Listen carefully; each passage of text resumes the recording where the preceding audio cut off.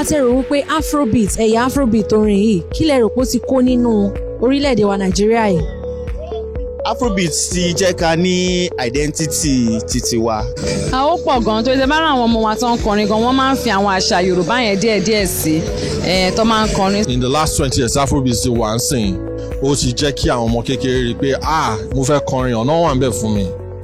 Orin Nàìjíríà láti ìgbà Plantation Boys, Idris Abdulkareem, Tony Tetwila ó ti change over time. So nísìnyí tá a wà ní 2024 Afrobeat ní kókó. Afrobeat ni umbrella tó fi gbogbo orin tó ń ṣe sí, even though tí mi ò really like level yẹn. No, mi ò like level yẹn because irú praise Johnny Drew ṣé kọ́ máa kọrin mọ́ ni àbí tó bá kọ́ máa dé ṣe R&B mọ́ torí pé Afrobeat ń ṣẹlẹ̀.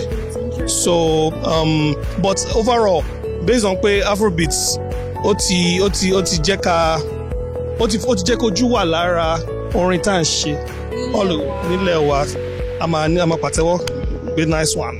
Mo kí ń gbà yẹn a máa lọ sábà lọ sí Amẹ́ríkà a máa bẹ àwọn hip hop artists láti ṣorin pẹ̀lú wa but nísìnyí àwọn hip hop artists ló ń bẹ̀ wá láti ṣorin because Afrobeat wa ó ti go global right now. Àwọn orin kan wà tẹ́ pé nígbà tí ìrẹ̀wẹ̀sì ọkàn bá dé èèyàn máa gbọ́. Àwọn orin kan wà tẹ́ pé nígbà tí inú èèyàn bá ń dùn èèyàn máa gbọ́. Àwọn orin kan wà tẹ́ pé nígbà tí èèyàn bá ń ṣàríyá èèyàn máa gbọ́. So gbogbo orin ló ní ipa tó ń kó àti tó ń ṣe nínú ayé ẹ̀dá.